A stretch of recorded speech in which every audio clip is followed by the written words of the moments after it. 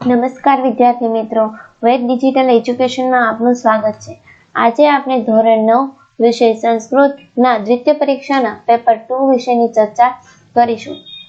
જો ચેનલમાં નવા હોય તો ચેનલને સબસ્ક્રાઇબ કરજો જેથી આવી તમામ માહિતી મળતી રહે। વિભાગ A, નીચે આપેલા સંસ્કૃત શબ્દોના સાચા અર્થ સામે આપેલા વિકલ્પોમાંથી શોધીને લખો। પહેલું ભુજગઃ, તો જવાબ આવશે સાપ। બીજું સ્ત્રંધઃ, તો જવાબ આવશે તૈયાર, સજ્જ।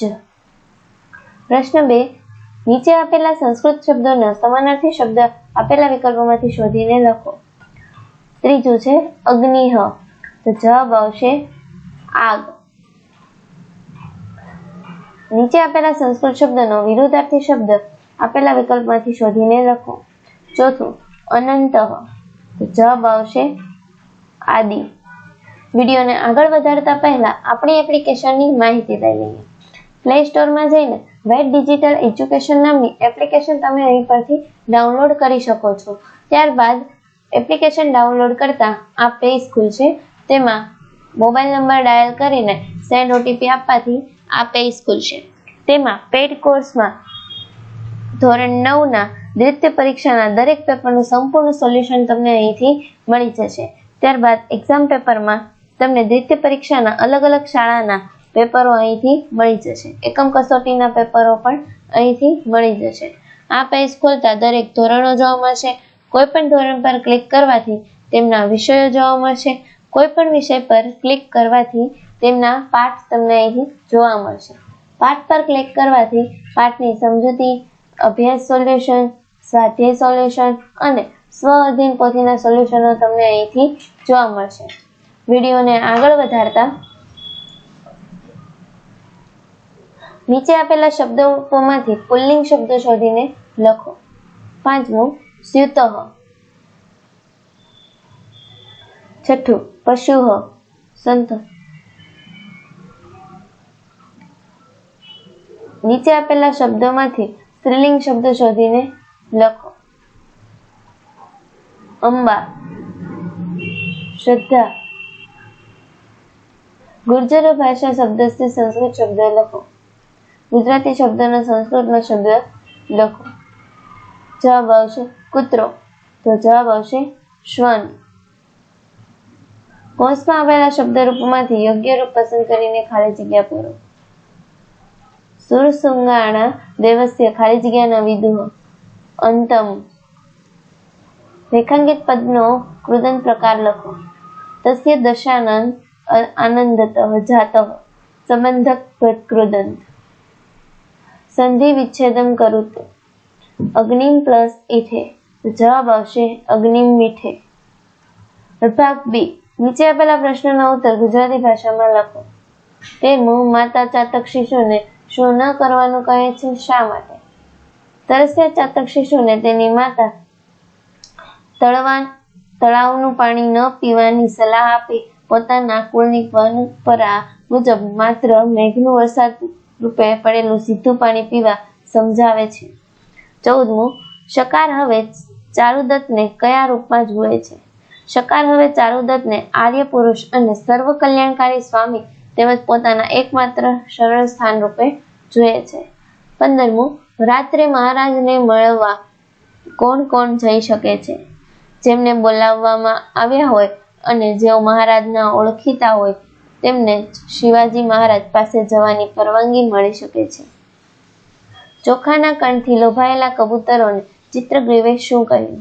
ચોખાના કણથી લોભાયેલા કબૂતરોને ચિત્રગ્રીવે કહ્યું કે અહીં નિર્જન જંગલમાં ચોખાના દાણા ક્યાંથી, તો તે અંગે વિચાર કરો। હું આમાં કોઈ કલ્યાણ કે શુભ જોતો નથી। આ ચોખાના કણના લોભથી આપણા ઉપર કોઈ મોટી આફત આવવાની શક્યતા છે, એટલે જ વગર વિચાર્યું કામ કરવું જોઈએ નહીં। નીચે આપેલા પ્રશ્નોના ઉત્તર ગુજરાતી ભાષામાં લખો। 16મું, વસંત ઋતુ કોને કોને શું આપે છે? વસંત ઋતુ વાવાના પાણીને, મણિયાઓના અને ચંદ્રની કાંતિવાળા મહિલાઓને તેમજ મોરથી લચી પડેલા અંબાના વૃક્ષોને સૌંદર્ય આપે છે। 17મું, મિત્ર શા માટે શત્રુ થઈ જતો હોય છે? ક્યારેક સમય પલટાઈ જાય છે ત્યારે સ્વાર્થને કારણે મિત્ર પણ શત્રુ થઈ જાય છે, કારણ કે સ્વાર્થ બધાને બળવાન હોય છે. 18મું, એક પાંખ વડે પક્ષી ઉડી શકતું નથી. એક કથન દ્વારા કવિ શું સમજાવે છે? પક્ષી તેની 2 પાંખોથી જ ઉડી શકે, તે એક પંખની ઉડી શકતું નથી. એ જ પ્રમાણે વિદ્વાન વ્યક્તિએ સત્ય, તપ, જ્ઞાન, અહિંસા, વિદ્વાનોને પ્રમાણ કરવા તથા સચ્ચરિતા જેવા ગુણો ધારણ કરવા જોઈએ. વિભાગ સી. નીચે આપેલા ગદ્યખંડ વાંચીને તેની નીચે આપેલા પ્રશ્નોના ઉત્તર સંસ્કૃત ભાષામાં લખો. કીદૃશી વાણી સર્વાને સમાન રૂપે ન સંતોષતી. વ્યવહારે રૂપી પ્રવૃત્તા વાણી સર્વાને સમાન રૂપે ન સંતોષતી. બીજું, સુદર્ભા સર્વન મનોરથા કિમ. સુદુર્લભા સર્વ મનોરથા વાણી. સર્વે જનાઃ કીદૃશા ન ભવતિ. સર્વે જનાઃ વિચક્ષણા ન ભવતિ. કેચિત ઇતે વા કેચિત ઇવી. કેચિત મંદાઃ ઇતિ વા કેચિત અજ્ઞા ઇતિ. વ્યવહારે કિમ ન પર્યક્ત. તો તેનો જવાબ આવશે વ્યવહારે વાણી પ્રયોગઃ ન પરિવ્યક્તઃ. નીચે આપેલા ગદ્યખંડની માતૃભાષામાં અનુવાદન કરો. 20મું, આમ છે ત્યારે એક જ વાણી સૌના મનને સંતોષી શકતી નથી. ખરેખર જે ઋષિઓ દ્વારા સ્વીકૃત સંસ્કારે સંસ્કારયુક્ત હોય છે તેને મૃદુ અને સરળ વાણી ગમે છે, કર્કશ અને કપટયુક્ત વાણી નહીં. એટલે આ બધા સાથે વાતચીતના પ્રસંગે આવી વાણી જ યોગ્ય હોય છે. પરંતુ જે જડ, ખરાબ ટેવોમાં રચ્યો પચ્યો અને આળસુ સેવક હોય છે તેને તેનો માલિક ઘણું કરીને કર્કશ વાણી કહે છે અને કામકાજમાં જોડે છે અને પોતાનું પ્રયોજન સાધે છે. નીચે આપેલા નાટ્યખંડનો માતૃભાષામાં અનુવાદન કરો. સંન્યાસી.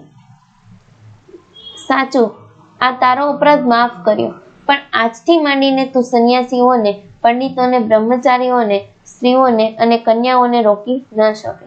દ્વારપાળ. સંન્યાસી. ઘણું બોલ્યા થોભો, હવે દ્વારપાળો બ્રહ્માની પણ આજ્ઞાથી રાહ નથી જોતા. બીજું છે ચારુદત્ત. ના ના, મુક્ત કરો. શાર્વિલક કહે, શા માટે ચારુદત્ત? ચારુદત્ત કહે, ગુનો કરનાર શત્રુ શરણે આવીને શરણોમાં પડ્યો હોય તો શસ્ત્રથી ન હણવો. શાર્વિલક કહે, એમ તો કૂતરાઓ વળી ખવડાવી દેવાય. ચારુદત્ત કહે, ના, એને ઉપકારથી હણવો જોઈએ. શાર્વિલક કહે, વાહ, આશ્ચર્ય, હું શું કરું? આપ શ્રી કહો. ચારુદત્ત કહે, તો મુક્ત કરી દો. શાર્વિલક કહે, મુક્ત થઈ જા. શકાર. આશ્ચર્ય, મને જીવાડી દેવામાં આવ્યું. નીચે આપેલા પદ્યખંડનો માતૃભાષામાં અનુવાદન કરો. 22મું, આ વસંત વાવોના જળને મણિયાઓના કંદોરા ધારણ કરેલી ચંદ્રની કાંતિવાળી સ્ત્રીઓને અને મોરથી લચી પડેલા આમ્ર વૃક્ષોને સૌંદર્ય પ્રદાન કરે છે. બીજું છે પોતાના આચરણ રક્ષક, પોતાના બંધુઓના રક્ષક, જગતના તેમજ ધર્મના શત્રુઓને સંતાપ આપનારા છે. તે સત્યના સંકલ્પવાળાના વૃદ્ધ પિતા પાછળ ત્યાં કહેવાથી વીર પોતાની પત્ની સાથે અને ભાઈ સાથે વનમાં પ્રસ્થાન કર્યું. આ જ રીતે તમે વિભાગ ડી, ઈ, એફ ના સોલ્યુશનો તમે આગળ એપ્લિકેશનમાં બતાવ્યા મુજબ તમે ત્યાંથી મેળવી શકો છો. Thank you.